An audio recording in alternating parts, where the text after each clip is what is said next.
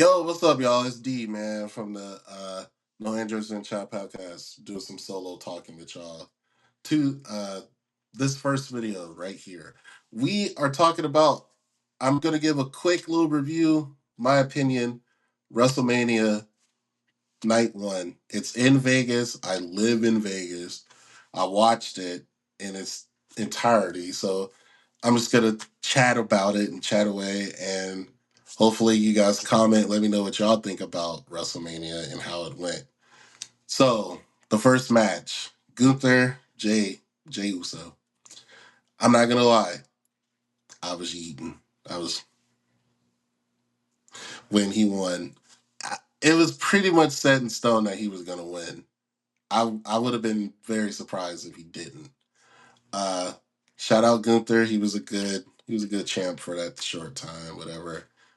Um, it's Jay's world now. So I'm very interested to see who his first opponent will be.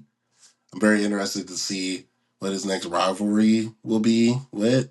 Let me know, comment who you guys think it will be. If I had to give it out of a 10, I'd probably give it like a 7. Like it was cool. Cool first match. I think people are going to be more hyped that he won more so than the match itself, if that makes sense. So we're gonna move forward. So the next, I'm not even gonna name the matches, or I'm just gonna name off the top of my head what I remember. Naomi versus Jade Cargill, underrated heater. The move at the end that Jade did, that spin around powerbomb shit, that was fire. Naomi also did some fire. The bulldog off the top rope reversal, that was fire. Naomi got a bag when it comes to wrestling, and I like her new character change. I like the caution. I like the heel change. I like the show of people being unappreciative because low key she was the first one. She was the first one, and we're not even talking about race. We're talking about just in general. She was there when WWE started focusing more so on the actual wrestling talent more so than the sex appeal. She was one of the first ones. Her and Sasha. So it makes sense why she feel this way. And I enjoyed the match. It was more technical than I thought it would be. I thought it would be like just Jade overpowering her the whole time. But it wasn't that. It was more so like Naomi was in her bag. She was doing some moves. And Jade, when she was using her overpowering, it was fly like the way she did it. Like I said, that spin around powerbomb. That spin around powerbomb was so fire that she pinned Naomi thinking that the match was done. And Naomi had to tell her, like, do your finisher. Because the whole crowd erupted when she did that powerbomb. It was like, whoa. So I would give it like 7.5 out of 10 if I had to rank it. 7.5 out of 10. I like it. I know for a fact that Naomi is about to get a nice heel run. Hopefully, there's a title in her future. I can tell that they're building next year. They'll probably build up the Bianca versus Jade. That's what everybody wants to see. So, looking forward to that. Next up was so they replaced Rey Mysterio because he got hurt the night before with Rey Fenix going against El Grande Americano, which is Chad Gable, if y'all don't know. Spoiler alert, I guess. I don't know. Um, a heater, very technical. And on short, I'm gonna grade this on a curve because Rey Fenix had less than shit. Rey Fenix probably had less than a 24-hour notice to organize a whole match at WrestleMania, and the way that he performed, he did well. And it was his first WrestleMania too. It was supposed to be Rey Mysterio, but he got hurt. So that factors into this grade I'm gonna give. Um, Chad Gable can wrestle. He's wrestling like a luchador, and he's doing good. His movements is clean. And for them to pull that off in less than 24 hours, I gotta grade it on the scale. I gotta give that like an 8 out of 10. And for me, the El Grande Americano character, I don't even really care for it because it's kind of like it's kind of like taunting, but the skill is there. The skills are fire. I mess with it. So 8 out of 10 for me. Next up, if I remember correctly, I think the next one was Charlotte and Tiffany for Charlotte Flair versus Tiffany Stratton. Um, when the match started, I was watching and Charlotte just stood in the corner and she charged her. And the backstory is, I don't know if this is true, but they got personal heat in real life. Like they're actually really beefing. So I found that interesting that it seemed like they was really fighting for the first 5 minutes. Like they were really punching each other. Like there wasn't like the smooth punches. It was more so like a solid, like it was connecting. So it had me thrown off for a minute. Because like a lot of people were saying like, how are they gonna coordinate this match if they really don't like each other for real? So maybe they played into it and they tricked us. But it worked for me because it had me. Um the match itself, Charlotte, I feel like Charlotte did a lot of carrying for the match. Obviously, because she's like a 15-time champ. She a vet. Like, I feel like she kind of led the match. Tiffany was there, but I feel like she led it. I like the taunting that Charlotte was doing. I like the little like "you're not gonna replace me" line. Like I thought that was fire because I'm like, that is kind of like a sentiment. Like, Charlotte's almost done. Her career is almost done. She's about to hit the dusty road, the dusty trail. So I thought that was an interesting thing.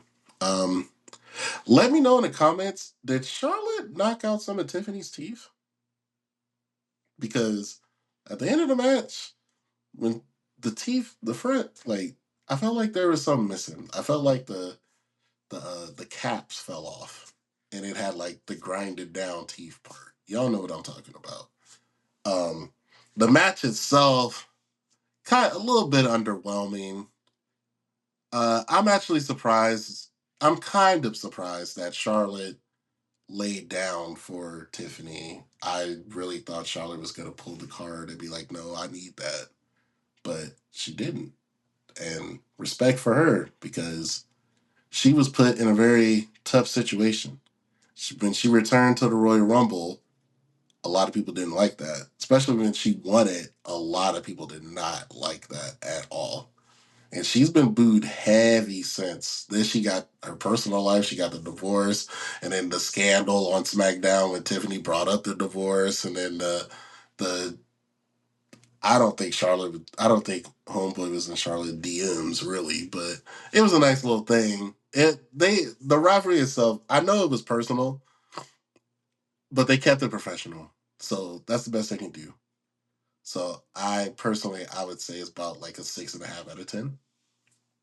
It wasn't bad, but it wasn't great either. And shout out to Tiffany for still having the belt after that. Um, Before I get into the main event, let me think if there's any other matches. Was there any other match? Am I missing one?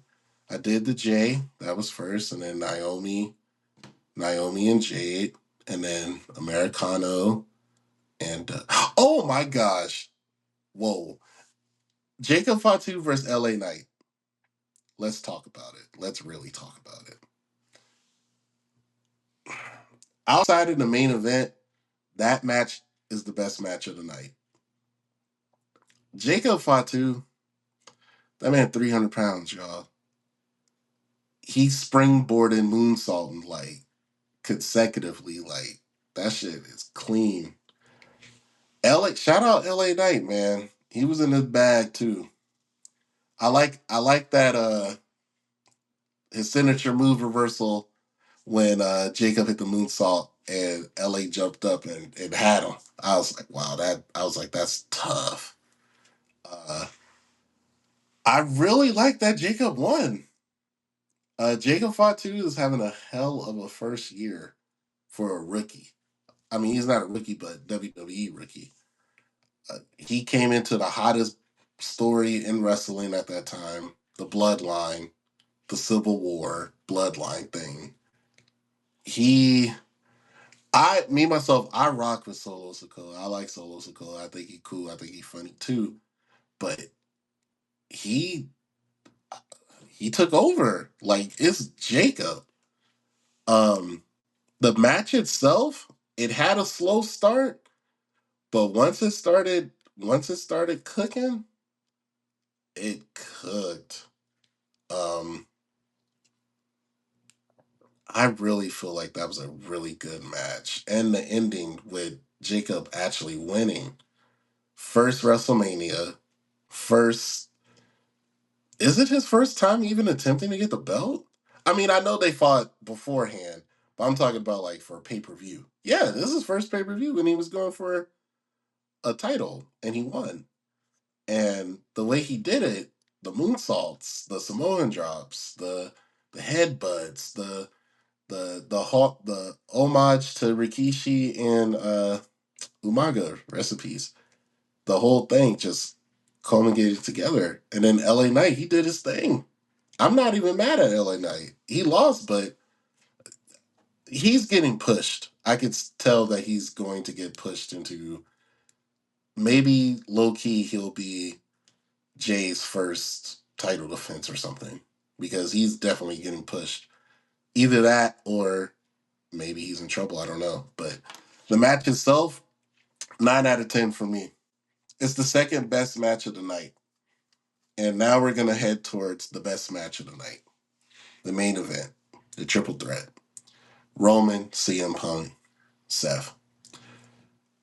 Seth came out with with the flamethrower, which was Hollywood Rock, right?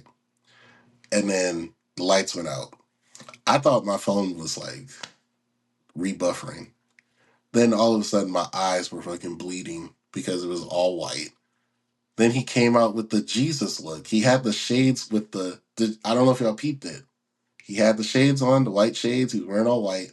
He had the barbed thorn on the sides. I was like, that is fire. So that's cool.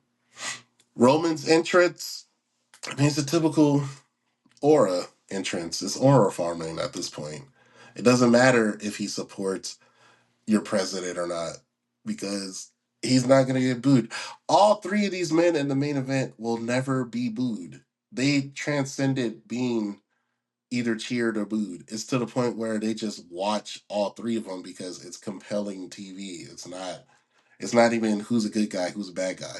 It's more so like, whoa, I like all three of them. They each got a different point. So CM Punk came out, best entrance of the night, in my opinion, with In Living Color, the band, shout out to them. They came out, they did Cold Personality. That's clean. Paul Heyman was right there. If you know the backstory behind that, him telling CM Punk, whenever you main event, I'm gonna be right there with you. He kept his word. He did his thing. Now later in the match, that's different. But the match itself, it's a 10 out of 10. It's the best match of the night. It carried the whole show. Really? Um, Roman was at peak wrestling performance. That might be one of Roman's best performances. When he jumped over that railing, dove over the railing, not even jumped, dove over the railing with CM Punk and Seth, and they literally fell into the crowd. Really, I was like, wow, that's crazy.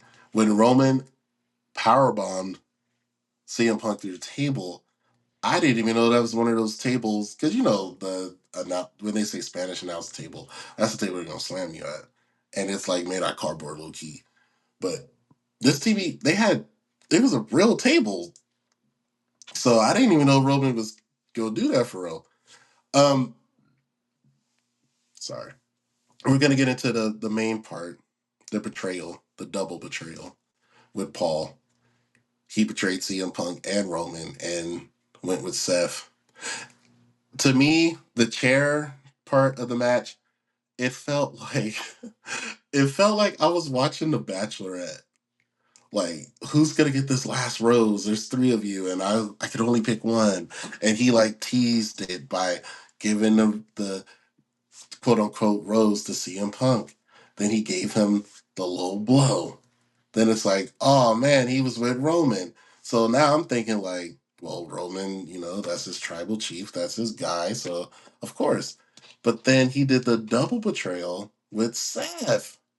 And I'm like, I called it beforehand because I got this whole theory about how tomorrow night two is going to tie in into night one, and there's going to be a new faction, and it's going to be full of the superstars who are tired of the regime that's currently going, and they're selling their morals to join with The Rock. John Cena already did it. Seth and Paul is probably doing it, and then if I had to pick another person, I kind of want it to be a girl, but if it's not a woman, then maybe it'll be Drew. That's my third pick. Who knows? But anyway, the twist, the match itself was a heater. Uh, the counter to the counter to the counter of their signature moves was fly. Uh, Roman with the guillotine choke, man, he was really going for it. Like, that was really clean. Yeah, man, it's 10 out of 10. Overall, the show to me, if I would have went in person, probably would have been 10 out of 10. But because I was watching it on TV and on my phone, because I have to be a father as well as a fan, uh, the show itself, night one, I would say factor in all my scores, average, it's between a 7.5 and an 8. Night one, that's not bad. Uh, night two, night two got two matches, well, three. Two matches that I'm really looking at. Uh, the Fatal 4-Way for the Intercontinental. I feel like Dom winning that, but we'll see. John Cena. I feel like John Cena gonna actually win. I feel like there's gonna be more betrayals tomorrow. I feel like there's gonna be a new faction joining up tomorrow. I feel like on the woman's side, I feel like there's gonna be betrayal in the first match. I think Bianca's going heel. I think it's going to be revealed that Bianca told Naomi to do the push on Jade. I think that's coming. Um, what else? I think Io's going to win anyway, which is cool. What's another? Oh, Drew versus Priest. I will say probably Drew is winning that. Um, yeah. What's the other match? Yeah, that's it, I think. Yeah, but I give it like a 7.5 and 8 night one. So I'll be tuning in for night two, and I'll probably do another review about night two. So yeah, y'all, just comment, let me know how and what you guys